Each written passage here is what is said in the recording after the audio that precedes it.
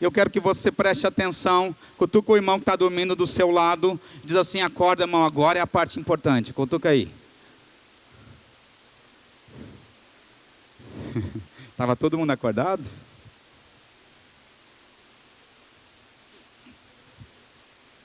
Irmãos, existem duas ferramentas que são muito importantes em qualquer relacionamento.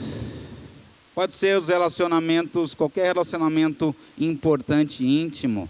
Seu relacionamento com a esposa, com o filho, com o pai, com o irmão. O relacionamento importante para você. Você precisa de duas ferramentas que são fundamentais. Vou pegar a primeira ferramenta aqui e eu quero que você diga, por favor, foco. Tá fraco, não, eu sei que vocês não jantaram ainda, mas se esforça mais. Diz foco. Foco. A primeira ferramenta que eu preciso para manter o foco no meu relacionamento é essa ferramenta aqui, que ela nos ajuda com a capacidade de ampliar o que quer que você escolha ampliar na sua vida. Então Jesus diz, quando você olha aquele pequeno cisco no olho de alguém se tornar, e você olha com isso aqui, você faz aquele cisco se tornar grande, uma coisa enorme. E aí, como eu fiz no primeiro culto, eu vou fazer de novo aqui, deixa eu te explicar isso. Vou te explicar melhor. Para você enxergar o cisco no olho de alguém, você precisa chegar perto. Não dá para ver o cisco no olho de ninguém.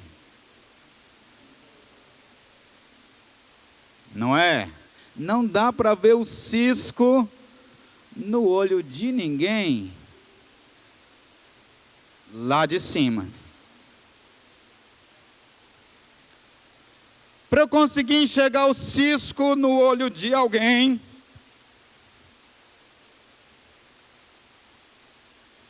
eu preciso estar perto.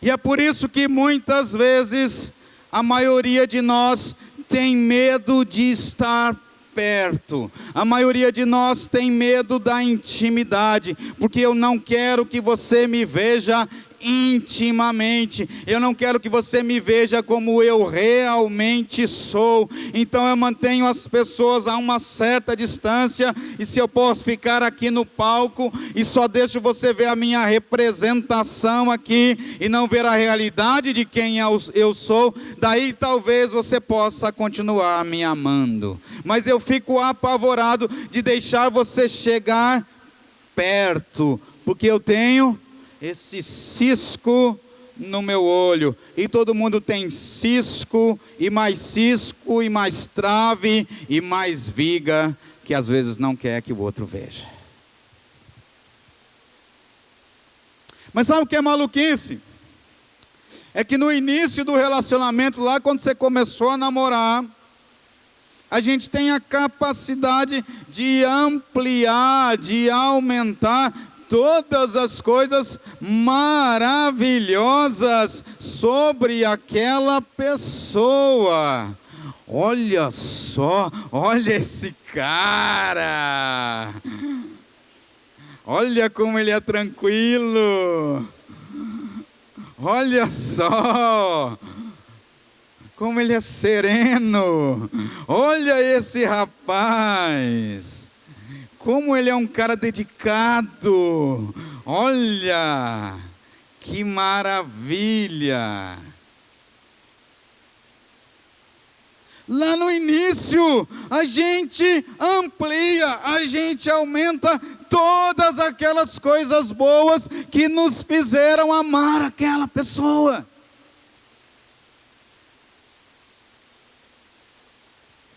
Olha como ela é divertida.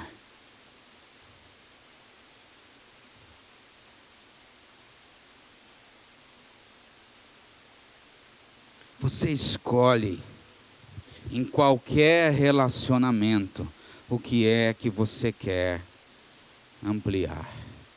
Em qualquer momento da sua vida, em qualquer relacionamento, é o que você vai ampliar que vai fazer a diferença. Se a gente aumenta o sim, lembra? Qual é o foco? É no sim ou é no não? Se eu aumento o sim, aquilo que é bom, as qualidades, o que valeu a pena, os acertos, ou então eu aumento o não, os problemas, essa fase que está ruim, os erros da pessoa, a palavra que deu que não era boa, o que é que eu escolho aumentar? Porque aquilo que eu aumento, aquilo que eu amplio, é isso que se torna dominante na minha vida, é o que mais aparece, é o que toma o controle dos meus pensamentos, é o que toma o controle e invade todo o meu coração e os meus sentimentos.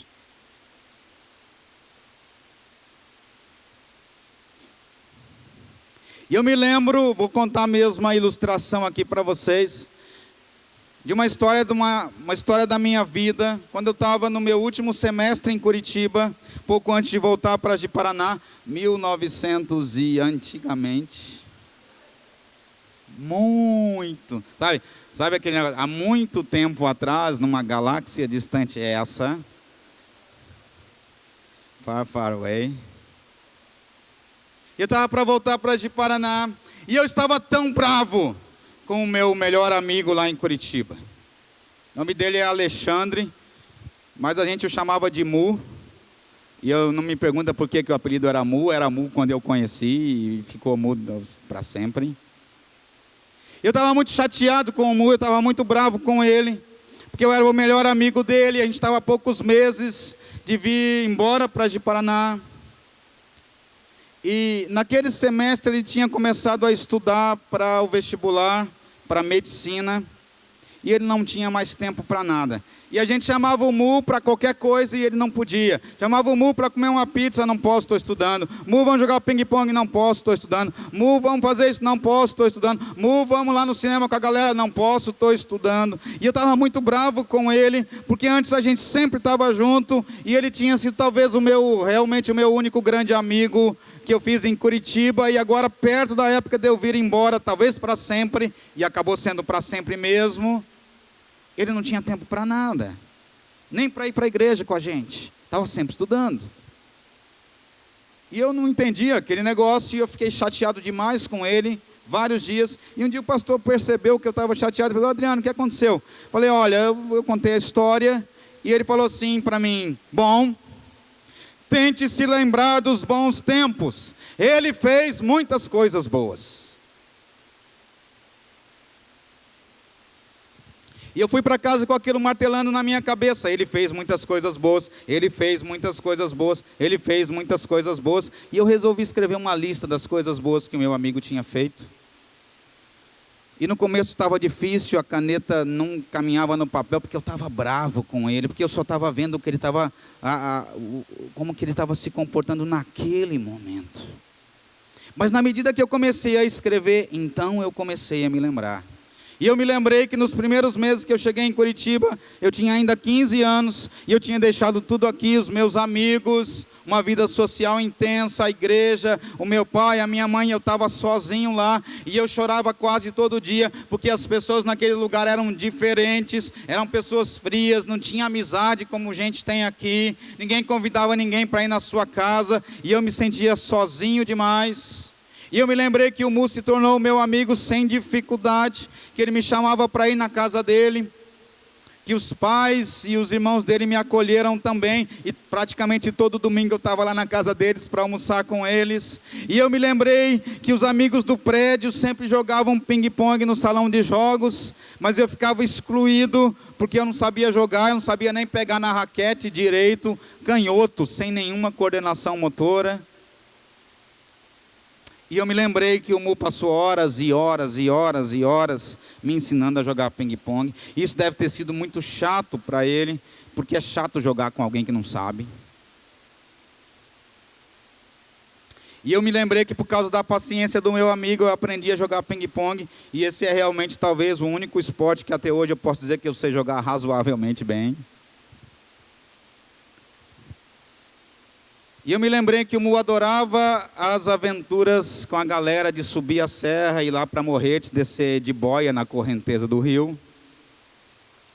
E meu pai e minha mãe estavam aqui no primeiro culto, você não podia contar para eles que eu também ia, né? E teve um dia que a gente estava combinado a galera de ir para Morretes, para descer de boia no rio. O Mu adorava aquilo, mas eu torci o meu pé e eu não podia ir. E o Mu resolveu ficar e não ir com a galera, para ficar comigo jogando FIFA. Era a primeira versão do FIFA, ainda lá no PC, para não ficar sozinho no final de semana. E eu me lembrei de um dia que a gente estava voltando da igreja, e nós paramos num ponto de ônibus para falar com uma outra pessoa, e de repente estava vindo uma turma, aquelas gangues daquela época, o pessoal cabeludão, assim, todo estranho. E eu falei, Mu, vamos embora, vamos correr, porque esses caras vão encrencar com a gente. E ele todo tranquilão, relaxadão, daquele jeito desse. Que nada, se preocupa não, cabeludo é tudo gente fina. Que ele era cabeludão assim também naquela época. Hoje ele não tem cabelo, está igual eu. E é claro que os cabeludos já chegaram batendo, não é? E o Mu foi o primeiro a tomar o soco, e a hora que ele tomou o soco, como ele é grandão, ele empurrou os caras assim, falou, corre que eles não são gente boa não. E nós corremos umas 15 quadras até chegar em casa. Eu não sei nem se os caras correram atrás, porque a gente estava com tanto medo que a gente não conseguiu olhar para trás.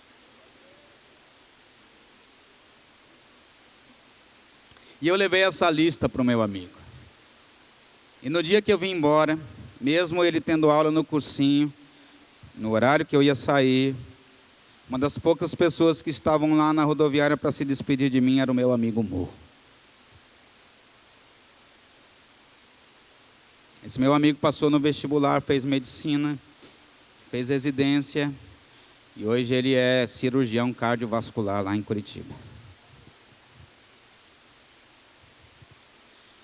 É aquilo que você escolhe. É o que você escolhe ampliar. E tudo que você perder, quando você escolhe ampliar, aumentar uma determinada situação, você vai ter que viver com aquela perda. Qualquer coisa que estejam fazendo com você agora, se você escolher ampliar isso, você vai acabar esquecendo as milhares de coisas boas que essa pessoa já fez, que essa pessoa já falou, às vezes por causa de uma mensagem que a pessoa mandou, às vezes por causa de uma postagem no Facebook, às vezes por causa de uma coisa que a pessoa nem estava pensando bem no que estava fazendo, e você escolhe aumentar, ampliar isso, e isso começa a tomar conta da sua vida e destrói um relacionamento, porque isso toma a sua visão e o seu foco está no não. Onde é que está o seu foco? Sabe, irmãos, a gente precisava usar mais essa lupa aqui, o foco, no namoro, né? Porque no namoro a gente não olha para certas coisas, para certos sinais de perigo quando está namorando. É tipo assim, mas ele ama tanto a Jesus, ótimo, mas ele tem dinheiro para a compra do supermercado?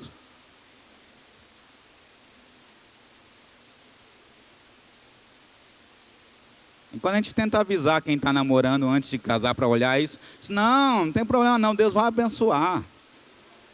Vamos viver de amor.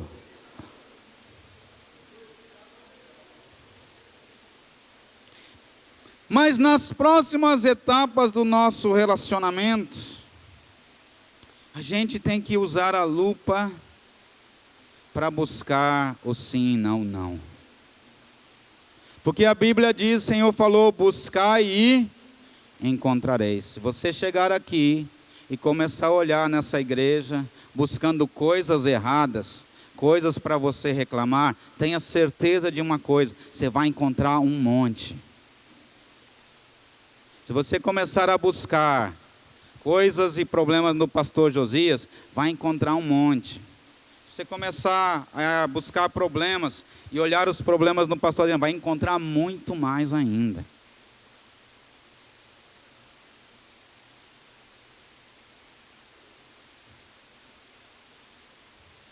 Onde está o seu foco? No sim ou no não? Isso faz toda a diferença. Para finalizar, a última parte, a quarta pergunta de foco que o Senhor faz para a gente nesse texto, tem a ver com isso aqui. Normalmente, quando eu vejo algo em outra pessoa que me deixa irritado, bravo, zangado, ofendido, é porque aquilo representa algo que existe em mim. Aquilo que me incomoda no outro, aquilo que eu reclamo do outro, normalmente é algo que tem um problema em mim. Então eu disse para você lá que existiam duas ferramentas que a gente precisa usar em todo o relacionamento, e aí isso nos leva à segunda e última ferramenta. Às vezes a gente tem que deixar essa aqui de lado e pegar essa aqui, ó.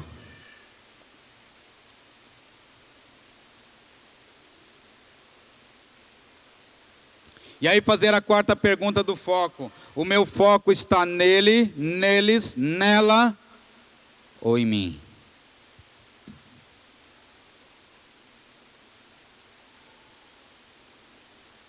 Eu penso que aqui, irmãos, está a chave do que a Bíblia diz. A Bíblia diz que a gente deve amar a Deus sobre todas as coisas, com toda a nossa força, nosso coração, nossas emoções.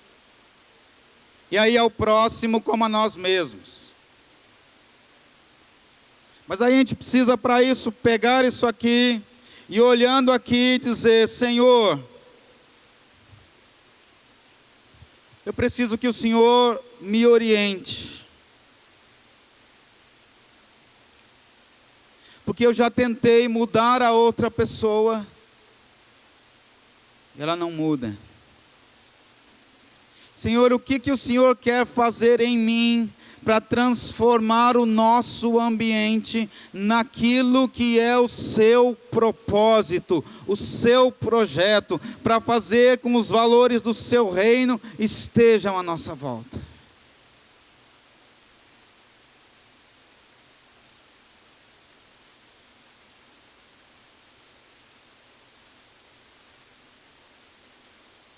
Meu foco está nele, nela, neles ou em mim.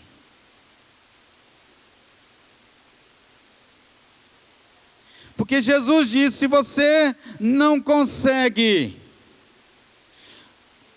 enxergar a viga que está no seu olho, não tem como tirar o cisco do olho do outro. Em outras palavras, você não consegue ajudar as pessoas que você ama, quando na verdade o problema está em você.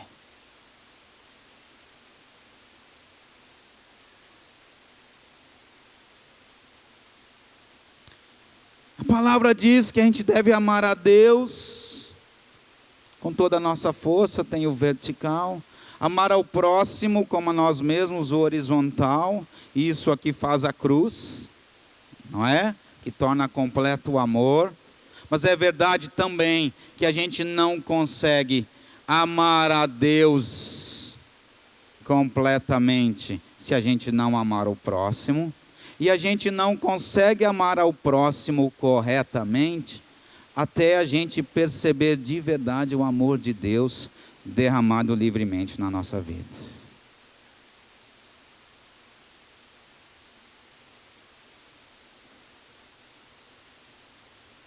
A gente não pode, não consegue, a Bíblia diz isso. Você não consegue tratar as outras pessoas como lixo e ao mesmo tempo dizer que você adora a Deus.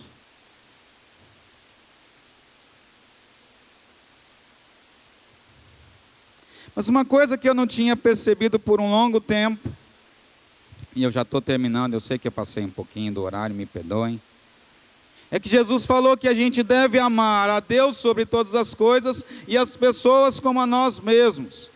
Mas esse é um comando que tem uma observação: a maneira como você ama o seu próximo vem da maneira como você ama a si mesmo. Se você ainda não recebeu, não sentiu, não compreendeu a aprovação, a aceitação, o amor de Deus sobre você, você não é capaz de aceitar mais ninguém, nenhuma outra pessoa como ela é, porque você não ama nem você mesmo.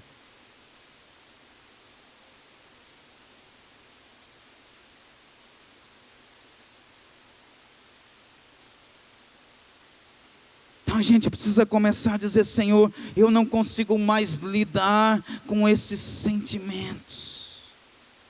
Eu não consigo, porque eu me sinto sempre tão vazio, porque eu me sinto sempre tão necessitado. Senhor, eu preciso da sua ajuda para lidar com esses sentimentos e com esses problemas que estão aqui dentro do meu coração. E eu estava outro dia pedindo a Deus para me ajudar a não ser tão crítico com as outras pessoas, e Ele falou ao meu coração que para isso acontecer eu preciso primeiro começar a não ser tão crítico comigo mesmo.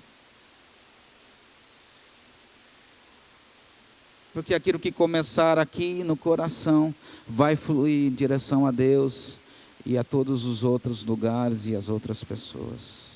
Eu quero completar essa reflexão hoje perguntando uma vez mais: onde está o seu foco? Porque se outra pessoa é o centro do seu foco, e você coloca essa pessoa como a responsável por preencher o seu vazio de propósito, por preencher a sua alegria e satisfação na vida, você sempre vai viver uma vida miserável.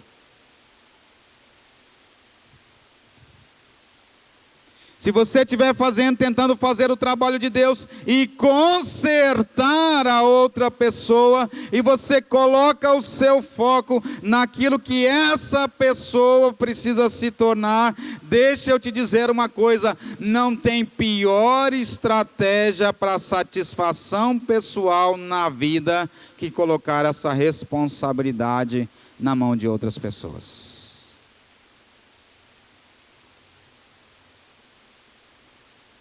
Para aqueles, todos de nós que muitas vezes temos dito: eu preciso de alguém para me completar, eu preciso de você para me completar, eu preciso disso, eu preciso daquilo.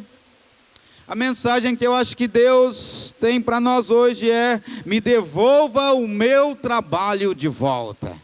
Eu sou um bom Deus, eu sou um bom Pai, eu sei o que você precisa, e essa é a diferença entre Deus e qualquer outra pessoa, porque Ele não somente sabe o que você precisa, mas Ele tem o que você precisa, e Ele é o único que tem tudo aquilo que você precisa.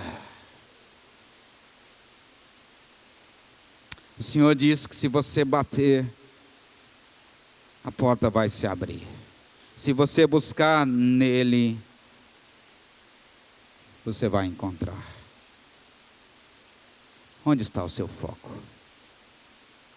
Quero te convidar a colocar-se em pé em nome de Jesus.